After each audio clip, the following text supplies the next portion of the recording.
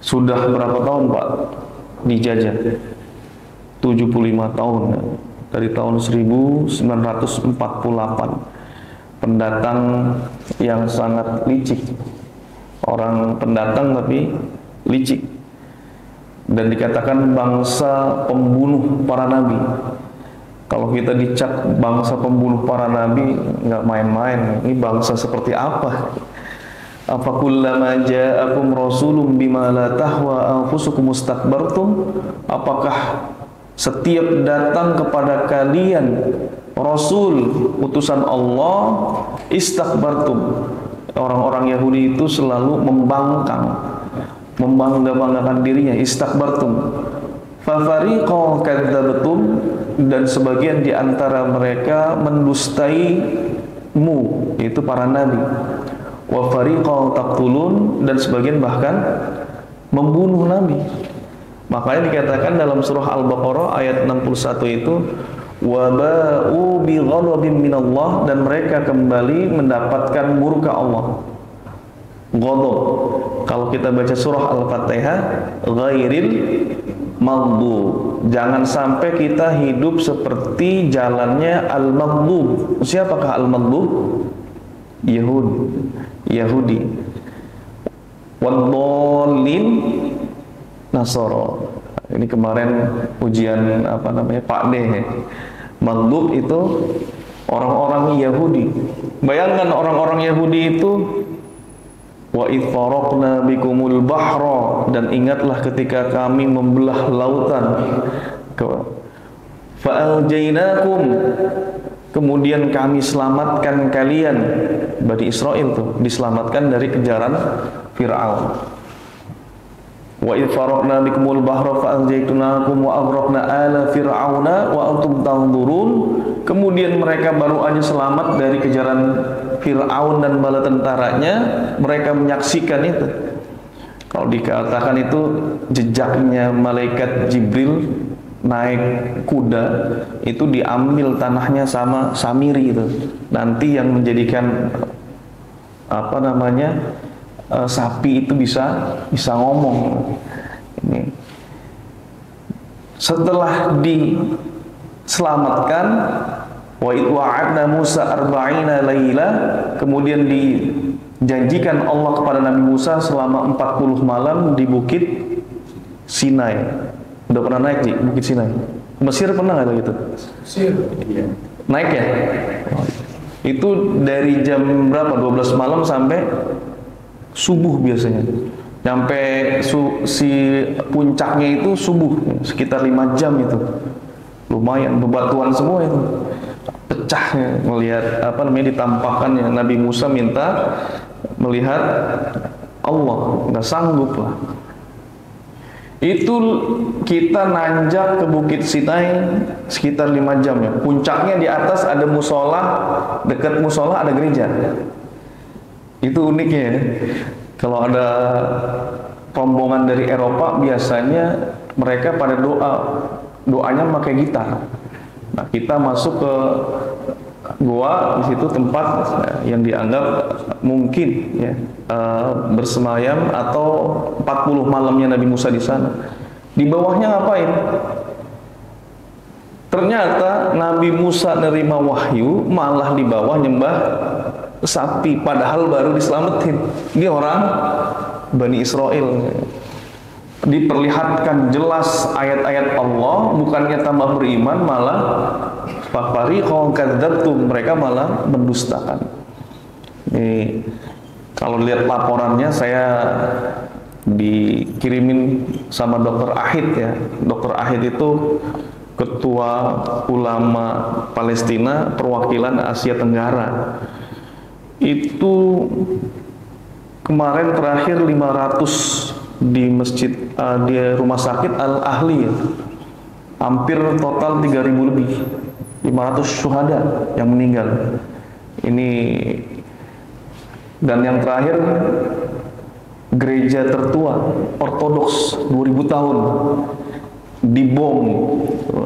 Bayangkan sekarang orang-orang Nasrani yang mendukung Israel, gerejanya sendiri dibom. Bahkan kalau survei dilakukan, orang-orang Kristiani yang ada di Gaza itu dan dulu di Baitul Maqdis lebih merasa aman di bawah kekuasaan Turki Utsmani, di bawah kekuasaan Salahuddin Al-Ayyubi, di bawah kekuasaannya Umar bin Khattab mereka. Sekarang datang lagi, tambah repot. Ya. Kalau Yahudi Ortodok itu mereka meyakini bahwa jangan sampai mereka membuat negara Israel sebelum Mesiasnya datang. Kalau Mesias menurut orang-orang Yahudi itu, menurut kita itu Dajjal. Kalau Mesiasnya orang Nasrani, Nabi Isa. Mesiasnya kita, Nabi Isa juga, tapi merangi Dajjal. Jadi nanti Dajjal datang, siap-siap dah. Kalau kata Syekh Ali Mutawalli Sya'rawi, Syekh Mutawalli Sya'rawi, kenapa sih orang Israel ditempatin di satu tempat, mereka nggak berpecah belah? Ya. Kan dia diusir dari negara Baitul Maqdis, terumbang-ambing mereka. Banyakan nanya kepada Nabi Musa-nya, banyakan protesnya, akhirnya terumbang-ambing. Nah, kalau kata Syekh Mutawalli Sya'rawi, biar enak Pak ngegempurnya, sekalian habis semua di situ. Karena kalau mereka di mana-mana berpencar di seluruh negara, susah kita untuk memerangi orang-orang Israel. Nah, kalau dia ditempatin di situ, satu waktu kita punya kekuatan, kalau hancur semuanya. Itu rahasia kenapa orang-orang Yahudi itu dari seluruh penjuru dunia, dari Eropa dikirim ke Palestina. Nggak ada negara Israel sebelum tahun 1948, petanya nggak ada. Kita doakan saudara-saudara kita yang di sana, mudah-mudahan Allah Subhanahu Wa Taala berikan kekuatan. Am hasibtum an tadkhulul jannah wa lamma ya'lamillahu alladziina jahadu minkum wa ya'lamas sabirin. Yang sudah masuk ke dalam hati orang-orang Gaza itu, am hasibtum an tadkhulul jannah, emangnya kalian mengira akan masuk surga begitu saja? Wa lamma ya'lamillahu alladziina jahadu minkum, dan belum jelas di antara kalian siapa yang berjihad. Wa ya'lamas sabirin, dan belum jelas di antara kalian ya siapa yang bersabar. Jadi kalau dikatakan ibu-ibu di sono bangga melihat anaknya syahid, ya iya, tapi yang sebagian ya, yang kuat imannya memang mereka merasakan itu. Terakhir saya dapat dari Syekh Khattab, Syekh Muhammad Khattab dari Gaza. Mungkin Bapak pernah melihat di Muhajirin. Di sini dia nggak datang di Muhajirin. Terakhir Jumat pekan yang lalu itu diputus listrik, kemudian juga minta dia disampaikan kepada kita semua di sini untuk apa nih? Ada بالله وأن أخبر الأصحاب والأحباب أن يدعوا لنا بالله وأن نكثف الدعاء وإذا أخطأنا في حقكم في يوم من الأيام سامحونا واعذرونا ربما نلتقيكم في الجنة أو ربما نلتقيكم إن شاء الله في ساحات المسجد الأقصى. Ya. Untuk disampaikan kepada saudara-saudara kita yang ada di Indonesia, teman-teman yang dulu pernah mendampingi beliau, saya termasuk mutarjimnya, Ustadz Ardi ketua. Mohon maaf kalau ada kesalahan, mohon maaf jika ada kesalahan. Mudah-mudahan kita bisa bertemu lagi, ya insya Allah nanti di surganya Allah. Atau kalau Allah kasih kemenangan, kita bisa bertemu di halaman Masjid Al-Aqsa. Karena memang sudah keadaannya, itu terakhir dia bilang, oh internet bakalan mati.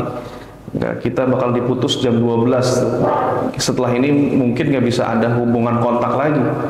Ini Syekh Khattab, beliau ahli qiraah, ngambil kuliahnya jurusan qiraah asyrah. Jadi jurusan itu, kalau biasanya qiraah asyrah itu talaki ke syekh-syekh, ini ada jurusannya di Palestina. S1-nya syariah. Anaknya kembar. Nah, rata-rata di Gaza itu kembar, kalau lahir kembar, jadi banyak ya. para hufaznya. Dan ulama mereka mengakui dulu kami terlena memang. Jadi kalau ada yang mengkritisi Gaza itu ya tempat hiburannya ada juga.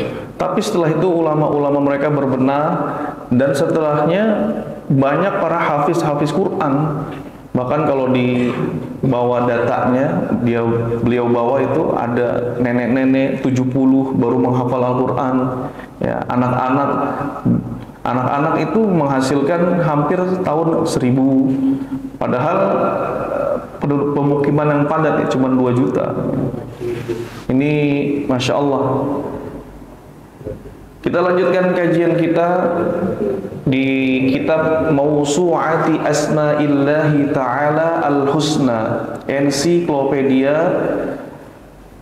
Asma'ullah, nama-nama Allah Al-Husna yang baik. Kemarin di Mukmin, namanya Mukmin.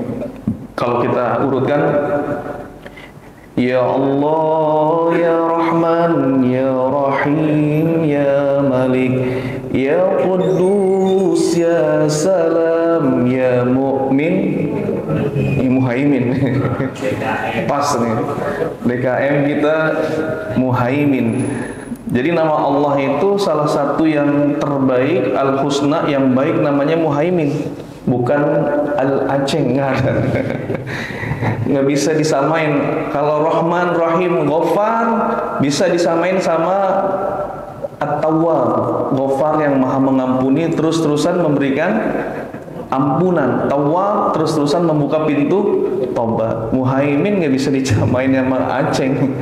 Muhaimin. Apa makna Muhaimin?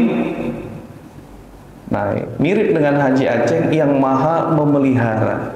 Nah, melihara masjid. Nah, ini Muhaimin nih, memelihara.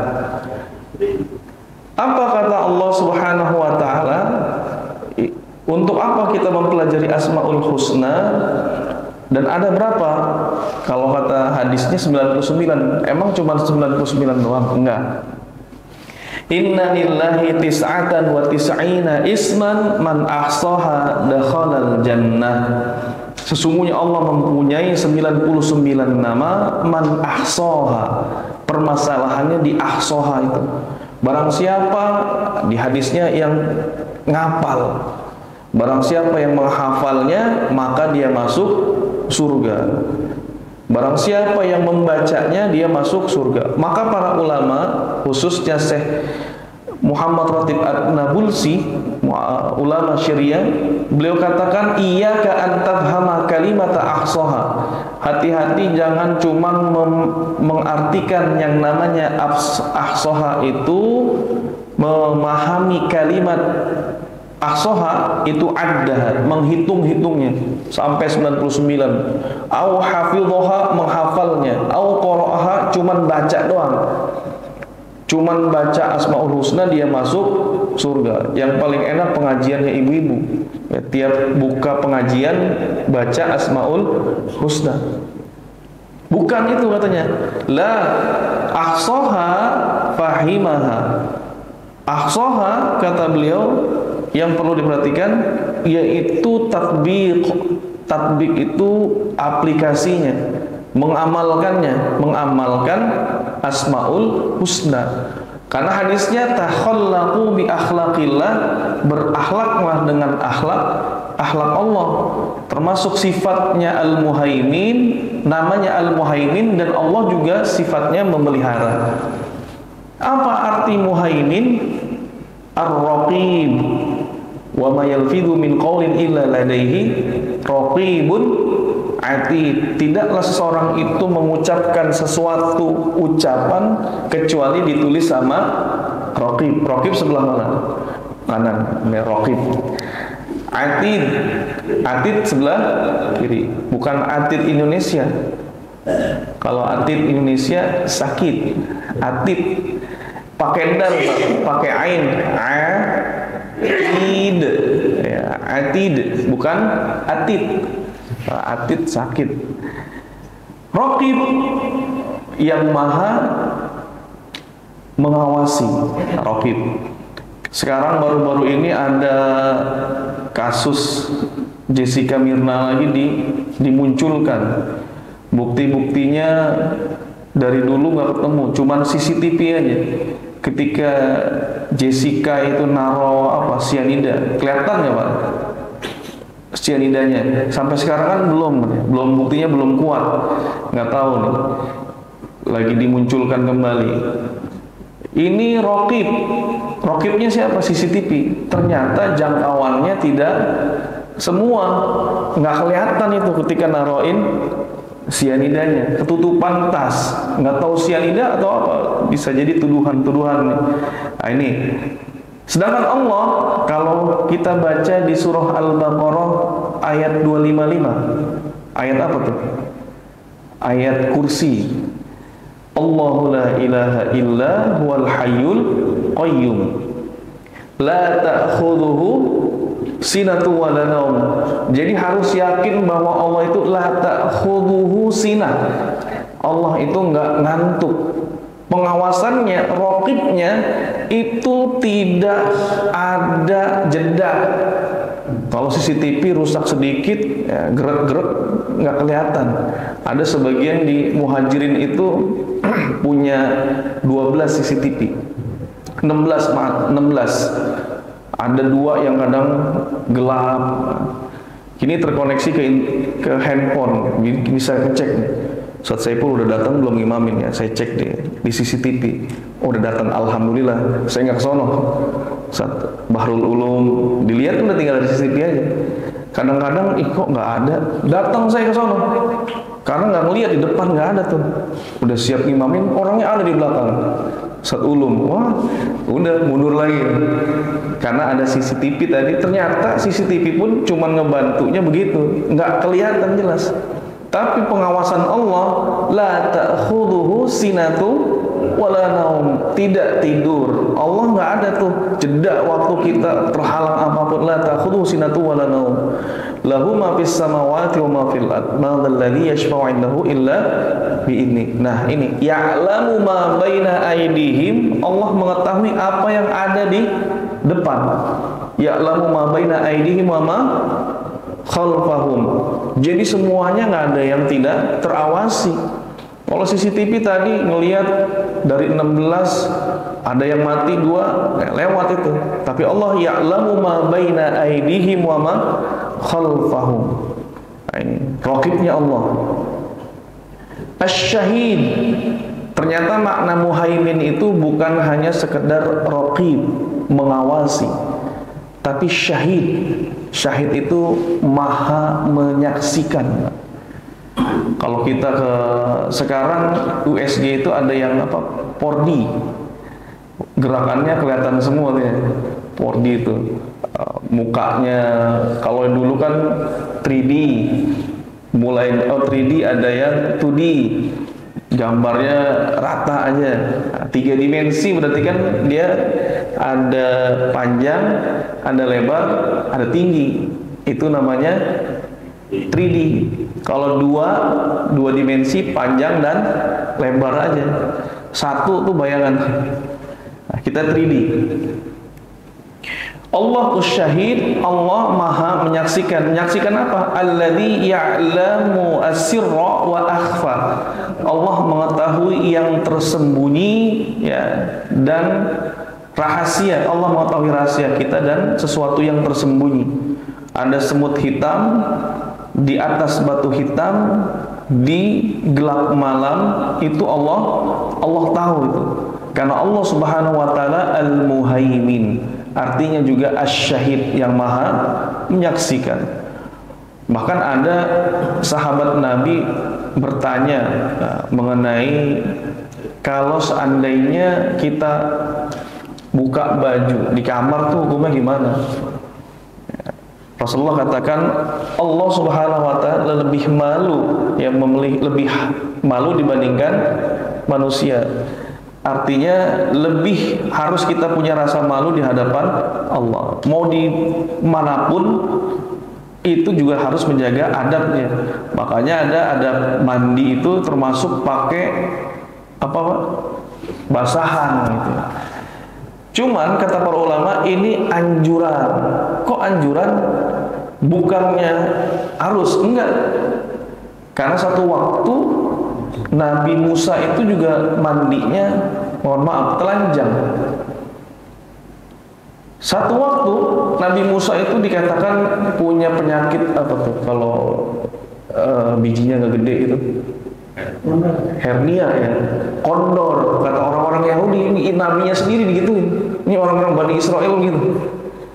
Tapi pengen dibuktikan sama Allah itu cuman fitnah. Mandilah Nabi Musa. Kemudian bajunya ditanggalkan, dibawa nih. Satu riwayat dibawa sama burung. Akhirnya Nabi Musa kejar-kejar itu. Orang Yahudi ngelihat ketika dari sungai, mandinya di sungai, oh ternyata Musa nggak ada penyakit kondornya. Ini orang Yahudi kurang ajar memang. Nggak Yahudi ya, Israel. Kalau saya khotbah waktu kita menerjemahkan Yahudi, dia suka protes. Bukan Yahudi, Suhyuni. Suhyuni itu Zionis. Jadi kalau kita bilang dia bilang dan Suhyuni telah membargo kita. Ya. Saya terjemahinnya Yahudi, dia protes. Iqbal, bukan Yahudi katanya, tapi Zionis. Nggak semua Yahudi katanya. Karena memang Yahudi Ortodok juga kan mereka mendukung kebebasan Palestina juga. Makanya kadang-kadang hati-hati. Zionis bagian daripada Yahudi. Tapi orang Yahudi belum tentu Zionis. Jadi harus dipahami juga itu. Yahudi yang mana?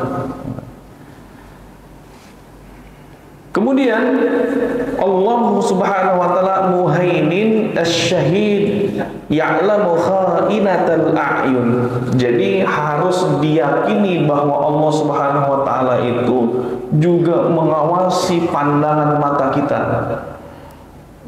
Jangan ada di dalam hati kita terlepas dari pengawasan Allah.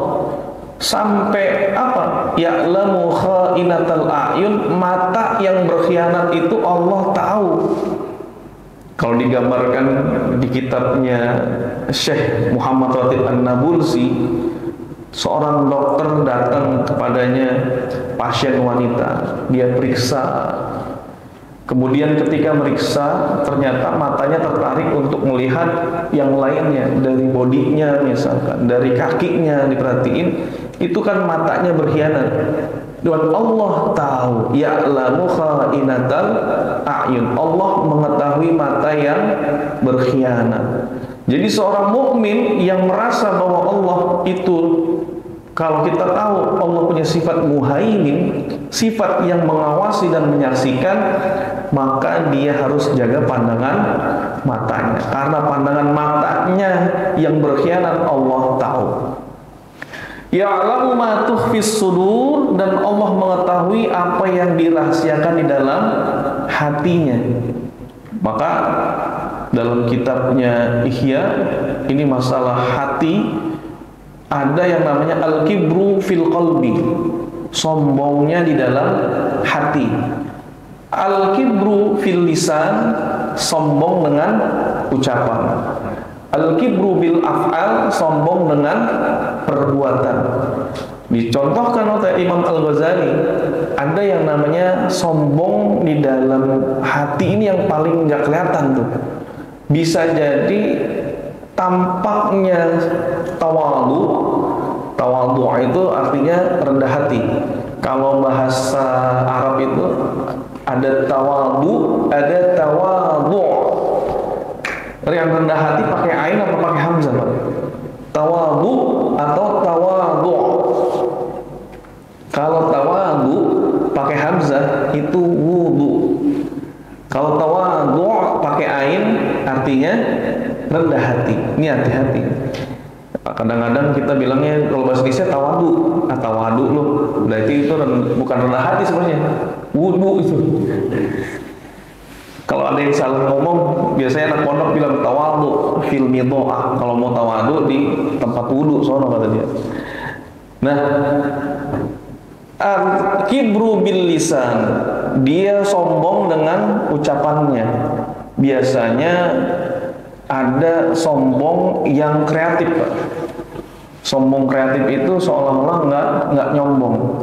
Alhamdulillah, saya banyak berguru dengan para masyayikh, para ulama-ulama Syria, ulama-ulama Palestina. Ya. Dia pengen memperkenalkan dirinya, dia banyak gurunya, banyak masyayikhnya. Ini al-kibru bil lisan. Ada al-kibru bil af'al, dengan perbuatan, takabur dengan gerakan. Kalau duduk maunya nggak mau tuh yang biasa aja bareng, pengen lebih depan duluan. Termasuk jalan itu nggak boleh jalan duluan, bukannya nggak boleh. Nabi itu kadang-kadang jalan di belakangnya Bilal bin Rabah, nggak pengen, merasa dihormati. Ini al-kibru bil af'al. Ada yang kreatif lagi, dia pasang status WhatsApp misalkan, atau status Facebook, atau di Instagram, punya masyayikh, punya guru. Dia bilang alhamdulillah sudah bertahun-tahun berguru dengan, misal kalau orang Indonesia biasanya sukanya dulu A'agim, foto. Padahal cuma ketemu sekali minta foto. Guru saya dipoto, dicetak, ditaruh di rumah. Fotonya sama A'agim. Atau foto sama Habib Rizik, padahal baru sekali ketemu, bukan jadi murid, ketemu di majelis atau tablik akbar. Ini termasuk kiber atau ria, juga ria yang kreatif. Dan Allah tahu, karena Allah punya sifat muhaimin, sifatnya syahid, menyaksikan apa yang ada di dalam hatinya. Yang paling susah terdeteksi itu di dalam hati tadi, orang nggak lihat kesombongannya. Karena bajunya biasa saja, sikapnya, tingkah lakunya tawadhu, ternyata hatinya menyimpan benih-benih kesombongan. Bagaimana bisa terlihat? Nah, ini kadang-kadang keluar dari rumah aja, kata Imam Hasan Al-Basri, hati-hati.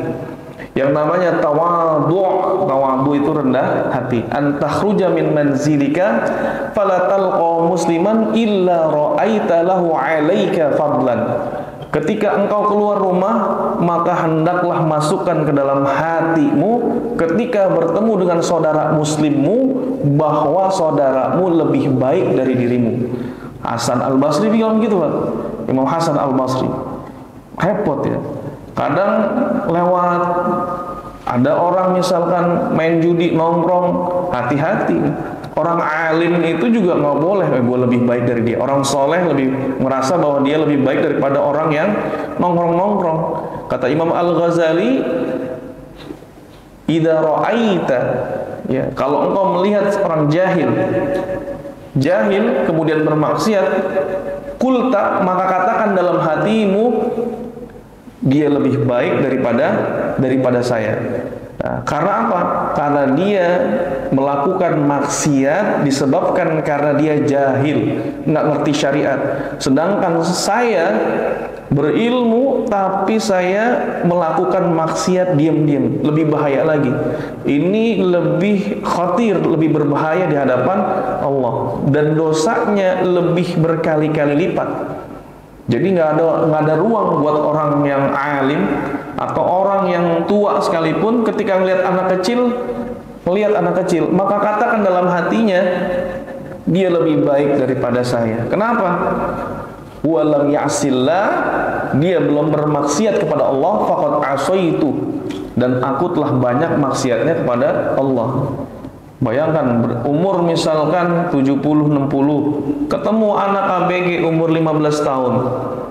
Secara amal ibadah mungkin lebih banyak, secara maksiat yang banyak yang mana Pak kira-kira? Yang tua. Maka masukkan ke dalam hati anak ini mah masih kecil, masih ABG, dosanya sedikit. Saya pasti banyak. Maka nggak ada ruang untuk sombong. Wa ya'lamu ma tukhfis sudur, dan Allah mengetahui apa yang ada di dalam hati. Kok bisa punya sifat seperti itu? Karena dia tahu Allah punya namanya Muhaimin, maha menyaksikan, maknanya asy-syahid. Al-Muhaimin juga maknanya Al-Hafidh. Ada namanya Hafidhul Quran, penghafal Al-Quran, atau maknanya sebenarnya menjaga. Ya, menjaga, dan maknanya muhaimin itu juga melindungi. Kalau menjaga, melindungi, mengawasi. Mengawasi itu tadi raqib, asyahid menjadi saksi. Ya. Siapa yang Allah Subhanahu wa taala haimatuh, haimana yuhaiminu haimatan. Nanti namanya, fa'ilnya, subjeknya muhaimin. Artinya memelihara. Siapa yang Allah pelihara? Semua, Pak. Allah nggak melihara sedikit-sedikit, semua ciptaan Allah, alam semesta ini Allah yang memuhaiminkan, Allah yang memeliharanya. Semut segitu banyak, manusianya sekarang berapa? Hampir 8 miliar. Iya. Kemudian umat muslim berapa tuh? 2 miliar. Sisanya orang-orang mereka. 2 miliar umat muslim, masa iya cuma orang Islam doang yang dipelihara Allah? Yang lainnya mana? Allah punya sifat Rahman, Maha Pengasih. Pengasih dulu, Rahman. Ngasihnya siapa?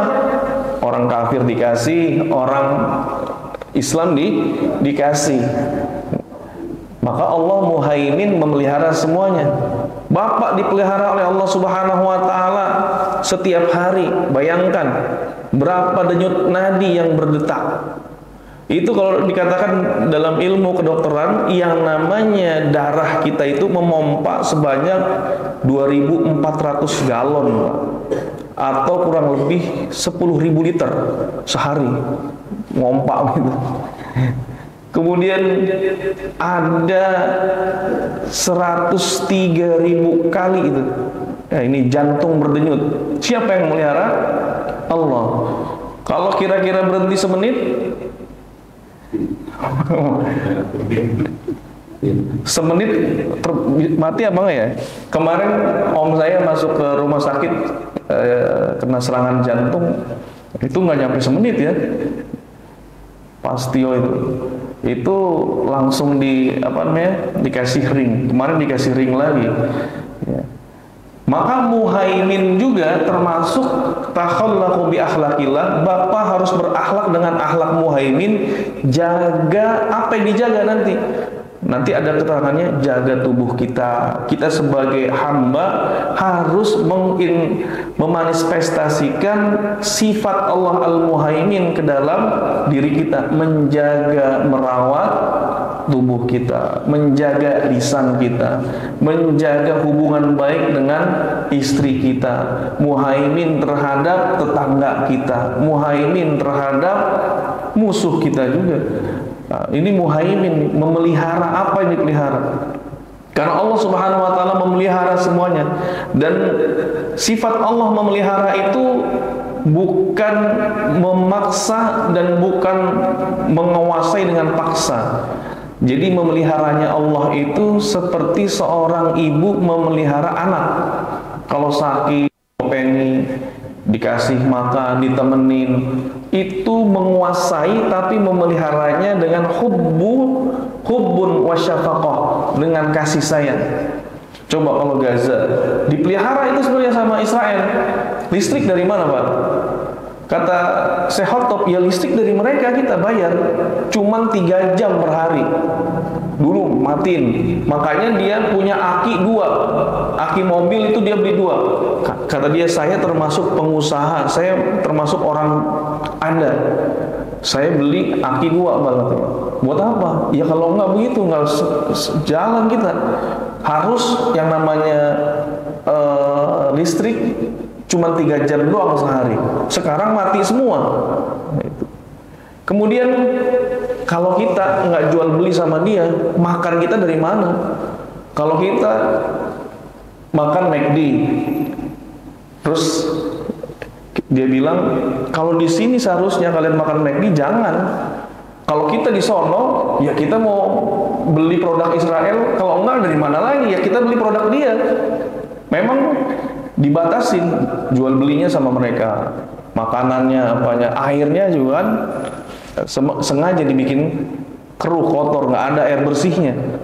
Yang kurang ajarnya itu ada YouTuber mereka buka keran di kamar mandinya, dia minum, di apa namanya, dipamerin sama orang-orang rakyat Palestina. Di sini enak nih hidup gua nih, tinggal minum dari keran, airnya bersih gitu. Lu airnya kotor, digitu-gituin. Tinggal tunggu nanti aja bagiannya. Pak Ayat mau ikut ambil bagiannya gimana di pohon gorkot nanti. Ini Yahudi ini cuma di pohon gorkot doang dia dilindungi sama pohon. Yang lainnya batu juga bakal ngasih tahu ini Yahudi sini nih. Makanya dibikin pohon golkot banyak-banyak. Mudah-mudahan punya kesempatan kita ya bisa sholat di Sahatil Aqsa, di Medan kata Syekh Top. Mudah-mudahan kita bisa bertemu di surga atau kita bertemunya di lapangan atau halaman Masjid Al-Aqsa. Nah, mudah-mudahan. Siap Pak Haji? Insya Allah.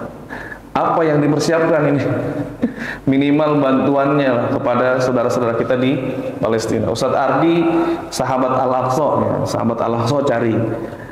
Kalau ada dulu banyak ya, banyak lembaga-lembaga LSM yang, karena kalau terpusat satu bahaya. Terpusat satu itu kalau satu dijegal, dibredel, nggak ada, habis lagi udah.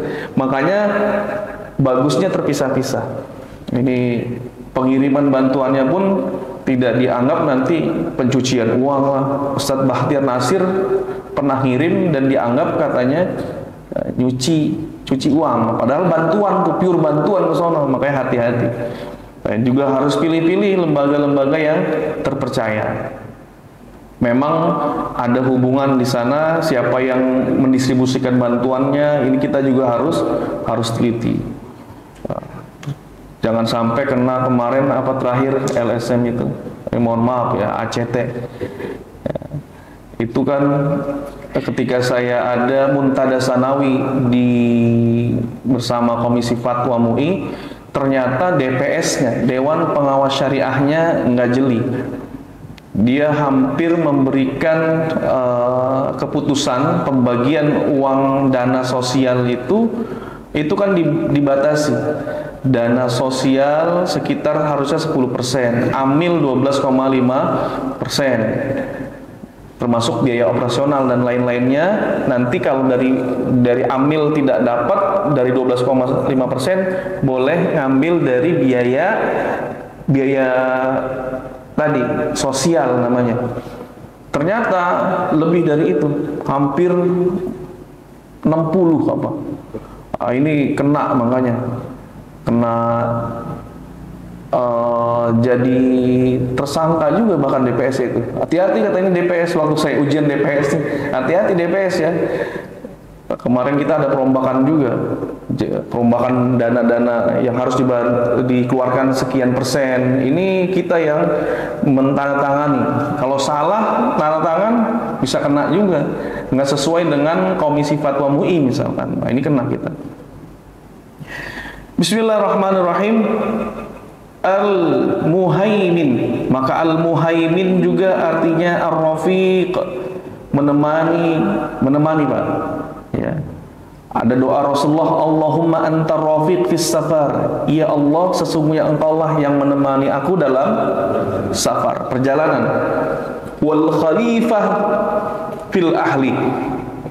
Khalifah pengganti, yang namanya khalifah pengganti keluarga saya. Wal mal, untuk harta saya. Wal walad, dan anak-anak saya. Jadi Rasulullah kalau mau safar baca doa ini 3 kali. Selain subhanalladzi sakhkhara lana hadza wa ma kunna lahu muqrinin wa inna ila rabbina lamunqalibun. Kalau pesawatnya maskapainya Arab ada biasanya. Ya, maskapai Arab ada itu. Nah, dikatakan bahwa hal ta'taqiduna anna hadhihi sifat yumkin an takuna fi insanin ma. Ente percaya kalau sifat muhaimin ini yang artinya menemani Anda di dalam perjalanan, tetapi sekaligus menjadi penjaga anak-anak Anda yang ditinggalkan. Dua sekaligus, menemani kita dalam perjalanan, tetapi juga menjadi pengganti kita, mengawasi anak-anak kita, mengawasi keluarga kita, mal, harta kita, dan anak-anak. 3 tuh. Bisa nggak terjadi kepada manusia? ikut kita bareng safar, tapi dia juga bisa ngawasin anak kita. Nggak mungkin katanya. Cuman sifat Allah aja. Wa yakuna ma'aka fis safar. Nggak mungkin bisa bareng juga dengan Anda dalam safar. Inilah sifat Allah Subhanahu wa taala. Lidzalika qalu hatani as-sifatani, dua sifat ini la tajtami'ani illallah, kecuali hanya kepada Allah Subhanahu wa taala. Doanya jangan dilepas. Kalau kita ragu-ragu, ntar yang jagain anak gua siapa nih? Ntar ibunya meleng lagi. Doa Allahumma antar rafiqu fis safar wal khalifatu fil ahli wal mal wal walad. Aman tuh. Intinya Bapak juga dalam safar menjaga hak-hak Allah. Ihfadhillaha yahfadka. Jaga hak-hak Allah, nanti Allah jagain kita. Ternyata bukan kita aja yang dijagain, semuanya dijagain, anak-anaknya dijagain, istri-istrinya. Siapa yang jagain? Dalam surah Ar-Ra'd itu yang jagain itu malaikat. Lahu mu'aqibatu min baini yadayhi wa min khalfihi yahfazunahu min amrillah. Para malaikat datang bergiliran, bergantian, ganti sip, pagi dan petang. Ada malaikat pencatat, raqib dan atid, kanan kiri. Tapi ada malaikat penjaga. Bapak nggak perlu beli angkin pasang di sini, ikat mau jalan. Beli kalung, dikasih wapak, nggak perlu. Cukup jaga hak Allah, nanti Allah jaga. Lahu muaqibat, ada malaikat yang bergiliran, ya, depan belakang, yahfazunahu, menjaga orang ini, min amrillah, dari perintah Allah. Maka dalam tafsirnya, kalau ada apa-apa, kata malaikat, waro'ak. Kalau orang yang jaga sholat, ya, jaga puasanya ketika Ramadan, jaga zakat, kalau dia emang punya harta yang lebih, tenang aja, nanti Allah jagain katanya. Mau celaka, malaikat bilang, waro'ak, hati-hati belakang ente. Kita tiba-tiba ngeliat jatuh barang, kita nggak kena. Tiba-tiba mau tabrakan di depan, ada lobang, dikasih tahu malaikat, hati-hati lobang. Tiba-tiba kita refleks, bagus ya refleks gua. Bukannya bagus refleks kita, malaikat yang ngasih tahu itu. Dalam tafsir Ibnu Katsir dikatakan, bahkan kalau ada hewan buas sekalipun, yahfazunahu minal hawam, mereka akan menjaga kalian dari hewan buas. Wan nas wal jin, dari manusia dan jin. Nah, baca zikir pagi dan petang. Nah, ini terakhir sebelum kita tutup, maka takhallaqu bi akhlaqillah. Maknanya banyak, tapi karena waktunya sudah syuruk, kita tutup dengan mengambil apa yang perlu kita ambil dari spirit al-muhaimin. Maka kita jaga nikmat Allah Subhanahu wa ta'ala, menjaga fisik kita, termasuk menjadikan akhlak kita seperti muhaimin, menjaga pikiran biar nggak stres, menjaga pikiran dengan duduk di majelis ilmu, termasuk muhaimin juga. Kita mau meniru, mengakhlaki akhlaknya muhaimin, duduk di majelis ilmu, artinya menjaga pikiran kita tetap cerdas dengan berilmu, menjaga hati. Nah, kemudian juga kita jaga agama kita dengan baik, ya. Sholatnya jangan tinggal, menjaga jiwa, hifdzun nafas. Dengan cara apa? Menjaga lisan kita, jangan sampai nyakitin orang. Muhaimin juga menjaga lisan ini agar tidak menyakiti orang. Kemudian hifdzun nasl, menjaga keturunan. Ya, maka Allah haramkan perzinahan, jangan sampai terjebak dalam perzinahan. Karena nanti keturunannya jadi keturunan yang buruk. Ya. Naudzubillah dari hasil perzinahan. Karena nanti zinah itu katanya hutang. Kalau orang tuanya zinah, nanti hutangnya harus dibayar lagi sama anaknya. Naudzubillah, anaknya nanti zinah lagi. Wal'iyadzubillah. Sebelum orang tuanya tobat. Tapi kalau orang tuanya udah tobat, udah selesai. Kemudian hifdzul mal, kita harus memelihara harta. Makanya harta dicari dengan cara yang halal.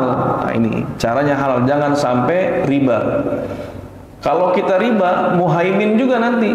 Artinya haimanatul amanah. Muhaimin itu artinya dia yang memelihara amanah, yang akan membenarkan firman Allah. Firman Allah, yamhaqullahu riba wa yurbis shadaqat. Allah akan menghancurkan riba dan akan menumbuh besarkan sedekah. Ketika nanti ada orang bilang dianjurkan untuk menjauhi riba, kita bilang hati-hati ente, bahaya kena riba. Apa urusannya? Justru malah riba itu seharusnya masuk akal lah. Masa iya orang mau minjemin sampai ratusan juta nggak ada timbal baliknya? Nah gitu.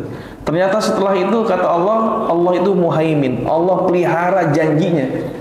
Haimanatul amanah, maka Allah akan hancurkan hartanya. Banyak Pak, buktinya sudah terlalu banyak, dan orang banyak yang ngeyel, bangkel keliling. Ada satu komplek itu di sini nggak menerima bangkel, aneh itu ditulis.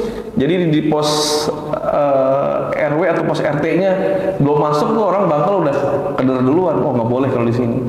Karena kan seringnya gitu, ibu-ibu yang jualan samperin, pinjemin, ya. Saya kadang-kadang ini orang nyatetin apa sih? Ternyata pinjaman itu. Wah, ini bahaya. Dan Allah muhaimin, Allah akan menjaga, memelihara janjinya. Lihat aja kalau lu tetap kekeh pakai riba, gua hancurin hartanya. Nah, seperti itu. Kemudian terakhir, memelihara akal, ya, hifzul akal. Artinya kita sebagai seorang Islam wajib mencari ilmu, menuntut ilmu, sehingga kita mengaplikasikan sifat muhaimin ke dalam diri kita dengan menjaga hak-hak Allah, maka Allah nanti akan menjaga hak-hak kita. Wallahu a'lam wa a'lam. Ini saja yang mungkin dapat kami sampaikan. Mudah-mudahan bermanfaat bagi para jamaah yang ingin bertanya. Kami persilahkan. Jika tidak, kita cukupkan. Ya, insyaallah cukup. Kita akhiri dengan sama-sama berdoa kepada Allah Subhanahu wa taala, beristighfar, mohon ampun 3 kali. Astaghfirullahaladzim, astaghfirullahaladzim, astaghfirullahaladzim. Alhamdulillahirabbil alamin, hamdan syakirin, hamdan yuwafi ni'amahu wa yukafi mazidah. Ya Rabbana lakal hamdu kama yanbaghi li jalali wajhikal karim wa 'azimi sultanik. Allahumma shalli ala sayyidina Muhammadin fil awwalin wal akhirin wa barik wa sallim radhiyallahu ta'ala an kulli sahabati Rasulillah ajma'in. Allahumma ighfir lana dhunubana wa dhunuba walidayna warhamhuma kama rabbayana shighara.